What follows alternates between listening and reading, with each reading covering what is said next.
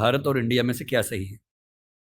संविधान सभा में इस पर खूब बहस हुई थी। यह हमारे संविधान का अनुच्छेद 1 है और उसमें लिखा हुआ है India that is Bharat shall be A union of states. बड़ी इंटरेस्टिंग बात है कि उस समय डिबेट थी कि भारत का नाम भारत रखें या इंडिया रखें। कुछ लोगों ने आर्यव्रत भी कहा, आर्यव्रत कहा, कुछ ने हिंदुस्तान कहा, सब नाम चले। अंत में सहमति बनी कि नहीं, भारत और इंडिया ही ठीक है।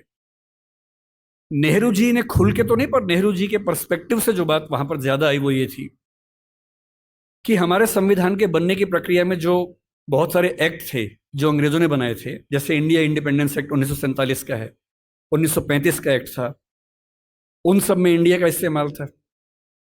उस समय के भारत की तरफ से जो समझौते अंतर्राष्ट्रीय थे उन सब में इंडिया नाम था। पश्चिम की दुनिया हमें इंडिया के नाम से जानती थी, अमेरिका हो, फ्रांस हो, कोई भी हो, सब इंडिया जानते थे।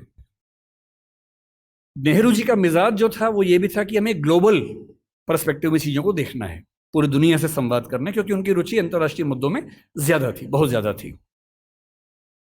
मेरे ख्याल से इन सब वजहों से तय हुआ कि हम अपना नाम इंडिया रखेंगे, पर इंडिया के बराबर महत्व भारत का भी रहेगा। तो लिखा गया India that is Bharat. India जो कि भारत है, राज्यों का एक संघ होगा। 4 दिन पहले की बात है, मैं हॉलैंड में एक टैक्सी में बैठा हुआ था। इंटरेस्टिंग मत सोच के देखिए, टैक्सी का ड्राइवर मोरक्को का रहने वाला था। उसको जैसे ही पता लगा मैं भारत से हूं, उसने मुझसे यही सवाल पूछा। उसने कहा कि यू आर फ्रॉम इंडिया? मैंने कहा yes. We are listing to a debate India और Bharat, what do you think? मैं बड़ा चकित कि ये मोरक्को का आदमी हॉलैंड में रहता है, इसके मन में ये सवाल आ रहा है। तो मैंने कहा कि ये तो राजनीतिक कारणों से हुआ है, लेकिन बात अपने आप में सही है। मैंने कहा जैसे बॉम्बे मुंबई हुआ, मुझे खुशी हुई, क्योंकि मुंबई की आबादी के लिए मुंबई में जो मजा है वो बॉम्बे में नहीं है। बॉम्बे तो अंग्रेजों ने नाम दिया था। कोलकाता को कैलकाटा अंग्रेजों ने किया, तो बंगाल के लोगों ने कोलकाता कर दिया उसको।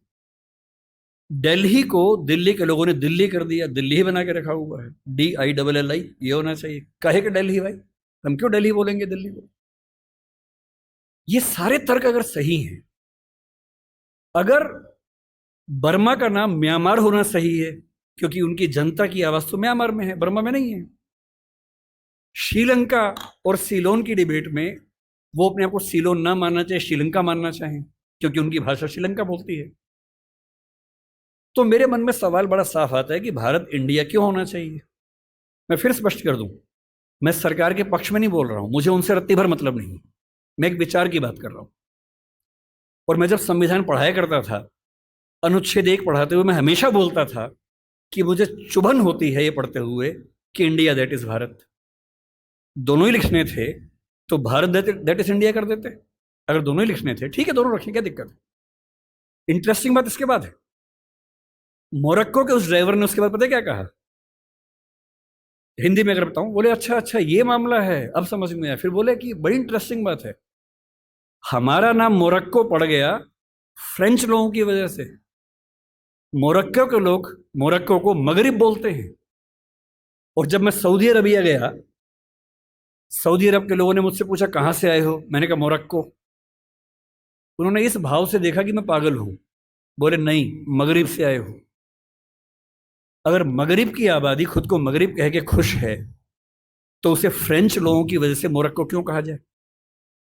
इंडिया शब्द वेस्ट ने दिया और बुरे भाव से दिया। उनकी नजर में इंडियन होने का मतलब है बहुत पिछड़ा हुआ होना, रेड इंडियंस, वेस्ट इंडियंस। तो आज ये क्यों हुआ, मैं समझता हूं कि राजनीतिक निहितार्थ है और उस राजनीति में मेरी रुचि जरा सी भी नहीं है।